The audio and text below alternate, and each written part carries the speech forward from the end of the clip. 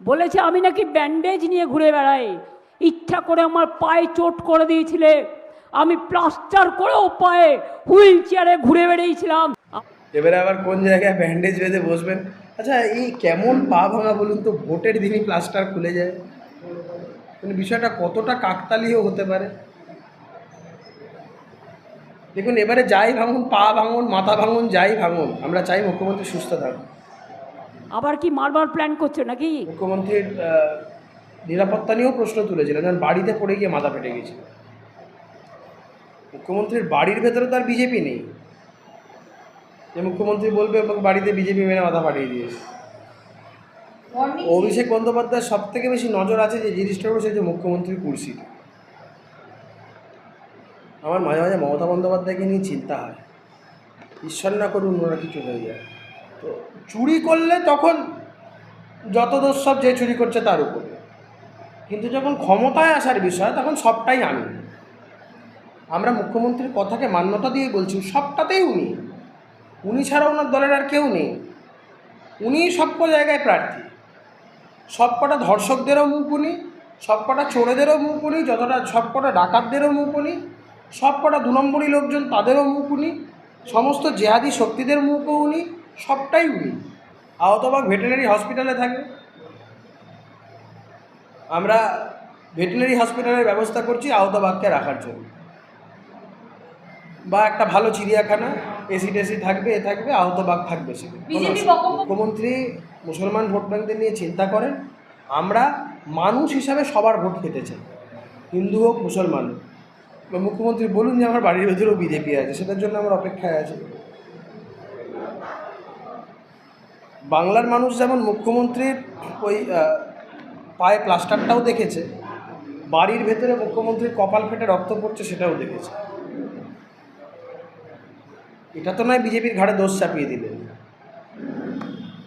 জনসমক্ষে লোক মুখে অনেকে অনেক কথা বলে, আমি জানি ওগুলো কুকথা, ঠিক কথা নয়, আমি বিশ্বাসও করতে চাই না। আমি মনেও করি যে এটা সম্পূর্ণ যেন মিথ্যা। অনেকে বলে ভাইপো নাকি পিসিকে ধাক্কা মেরে ফেলে দিয়েছে, আমি একদমই কথা বিশ্বাস করতে চাই না। ঈশ্বর করুন যেন এমন দিন আপনাকে না দেখতে হয়। অহেতুক কথায় কথায় বিজেপিকে টেনে এনে এগুলো কী লাভ? আমরা চাই আপনি সুস্থ থাকুন।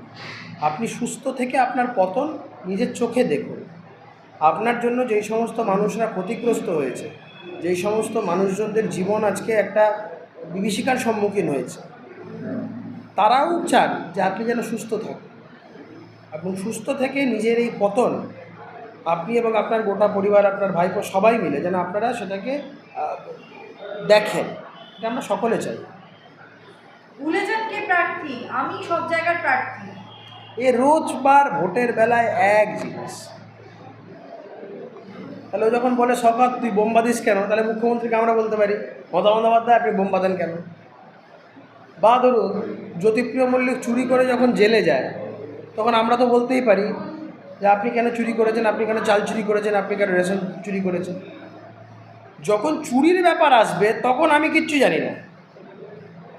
পার্থ চট্টোপাধ্যায়কে যখন সিবিআই ধরতে গেছিল 100 বারের উপরে ফোন করেছে মমতা বন্দ্যোপাধ্যায়, একবার ধরেনি। পার্থ চট্টোপাধ্যায় আক্ষেপের সুরে কয়েক জায়গায় বলেছে যে ভাগ বাটোয়ারার সময় কিন্তু একবার ফোন করলেই ফোন তুলে নিত, কিন্তু যখন আমি বিপদে পড়লাম আমার ফোনটা একবারও তুলল না। তো চুরি করলে তখন যত দোষ সব যে চুরি করছে তার উপরে, কিন্তু যখন ক্ষমতায় আসার বিষয় তখন সবটাই আমি। আমরা মুখ্যমন্ত্রীর কথাকে মান্যতা দিয়ে বলছি, সবটাতেই উনি ছাড়া ওনার দলের আর কেউ নেই। উনি সব জায়গায় প্রার্থী। সবকটা ধর্ষকদেরও মুখ উনি, সবকটা চোরেদেরও মুখ উনি, যতটা সবকটা ডাকাতদেরও মুখ উনি, সবকটা 2 নম্বরী লোকজন তাদেরও মুখ উনি, সমস্ত জেহাদি শক্তিদের মুখও উনি, সবটাই উনি। ওনার বাইরে কোনো কিছু। দেখুন, এগুলো কোনো একটা কথা হলো?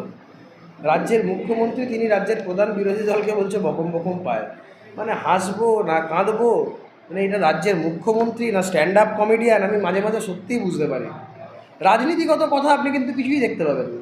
হাতে একটা মাইক নেবেন, স্টেজের এপার থেকে ওপার করে যাবেন, একবার এদিকে হাঁটবেন, একবার ওদিকে হাঁটবেন।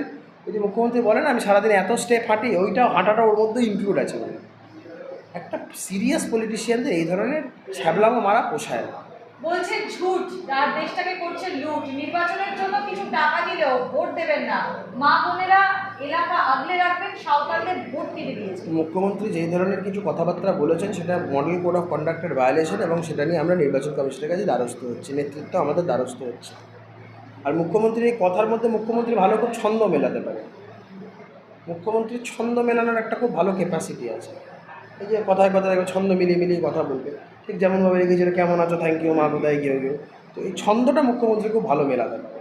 কিন্তু মুখ্যমন্ত্রী যতই ভালো ছন্দ মেলান, 2026-এ মুখ্যমন্ত্রীর ছন্দ পতন অবশ্যম্ভাবী, কেউ রুখতে অভিষেক পারে না। বন্দ্যোপাধ্যায় বলছে আমার কিন্তু সবার উপর নজর আছে, যদি কেউ ভাবে বিশৃঙ্খলা সৃষ্টি করবে দলকে চাপে রাখার জন্য, আপনাদের কিন্তু দল ক্ষমা করবেন না, আমি ওয়ার্নিং। অভিষেক বন্দ্যোপাধ্যায়ের সব থেকে বেশি নজর আছে যে জিনিসটার উপর, সেই যে মুখ্যমন্ত্রীর কুর্সিটা।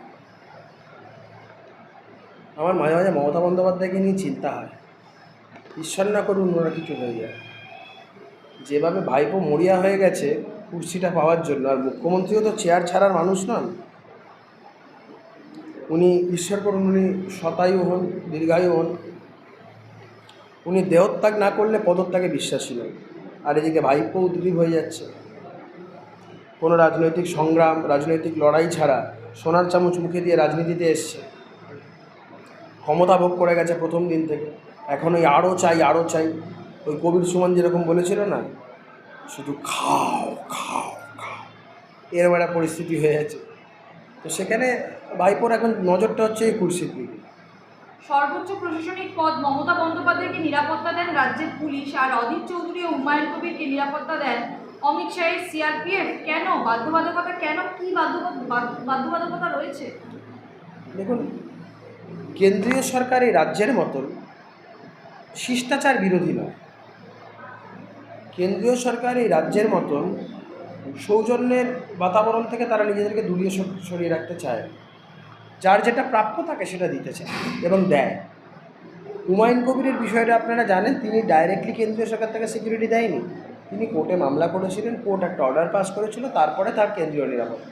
কিন্তু অভিষেক অধীর চৌধুরী দীর্ঘদিন ধরে কংগ্রেসের বিরোধী দলের প্রধান নেতা ছিলেন, পিএসসির চেয়ারম্যান ছিলেন, দীর্ঘদিনের কংগ্রেসের সাংসদ ছিলেন। তো সেই ক্ষেত্রে অধীর চৌধুরী নিরাপত্তার ক্ষেত্রে যে প্রোটোকল হওয়া উচিত সেটা রাজ্য সরকার না দেওয়ার ফলে অধীর চৌধুরীকে এটা করতে হচ্ছে, খুব স্বাভাবিক কারণ। কিন্তু অভিষেক বন্দ্যোপাধ্যায়ের দাবি যে অমিত শাহ সিকিউরিটি আর হুমায়ুন কবিরের সিকিউরিটি নাকি একই। ও এখন সবার সিকিউরিটিকে দেখে বেড়ায় নাকি? এটা ওর কাজ হয়েছে? কে কার সিকিউরিটি আছে এটা দেখে বেড়ানোর কাজ? আমি ধরে নিলাম তর্কের খাতিরে কোনো সময় অমিত শাহ যিনি সিকিউরিটি কেউ একজন ছিলেন, অনেক তো সিকিউরিটি। এবং তৃণমূলে যে এই ধরনের কথাগুলো যখন বলে তার জন্য একটা লজিক লাগে, এগুলো ভাবতে, তলিয়ে ভাবার জন্য। অমিত শাহ যে সিকিউরিটি কেন্দ্রীয় স্বরাষ্ট্র দপ্তরের যারা যারা রয়েছেন, বিএসএফ, এসএসবি, সিআরপিএফ, সিআইএসএফ এরাদা।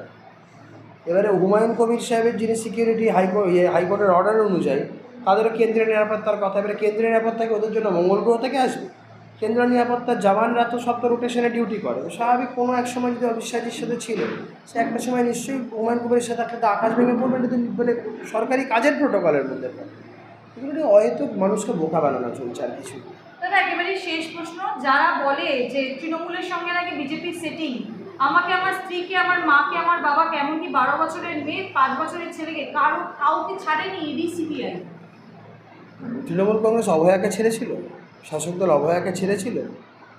যে ন্যাক্কারজনক ঘটনা, যে নৃশংসতার সাথে তাকে খুন করেছিল তাকে ছেড়েছিল।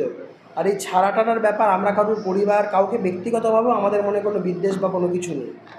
তো এখানে আমাদের নামটা টানছি কেন? আমরা কোথায় তৃণমূল কংগ্রেসের লোকেদের হেনস্থা করেছি, মারধর করেছি? কোথায় করেছি? ইডি বা সিবিআই কেন্দ্রীয় তদন্তকারী সংস্থা হিসাবে কোর্টের অর্ডার অনুযায়ী কিছু তদন্ত করেছে। প্রয়োজনে অভিষেক বন্দ্যোপাধ্যায়কে জেরা করা হয়েছে, তার বাড়ির লোকজনকে জেরা করা হয়েছে। তো এটাতে বিজেপিকে দাগিয়ে দেওয়ার কী মানে? কিন্তু কোনো মাথাও নেই, কোনো মুন্ডও নেই, কোনো ফর্মেডেবল বেসিসও নেই।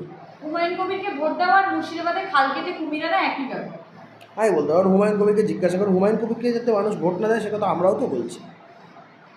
কিন্তু ওনার প্রেরোগেটিভ হচ্ছে পশ্চিমবঙ্গে উনি জায়গায় জায়গায় বাবরি মসজিদ করতে চান। উনি মুসলমানদেরকে ধর্মীয় একটা সেন্টিমেন্টে উদ্বুদ্ধ করছে। মমতা বন্দ্যোপাধ্যায়ের নিজের এখন মুসলিম ভোট ব্যাংক সরে যাচ্ছে বলে উনি হুমায়ুন কবিরকে নিয়ে চিন্তিত। কিন্তু আমরা বলছি, আমরা না হুমায়ুন কবিরকে নিয়ে চিন্তিত, না মমতা বন্দ্যোপাধ্যায়কে নিয়ে চিন্তিত। মুখ্যমন্ত্রী মুসলমান ভোট ব্যাংকদের নিয়ে চিন্তা করেন, আমরা মানুষ হিসাবে সবার ভোট পেতে চাই, হিন্দু হোক মুসলমান হোক।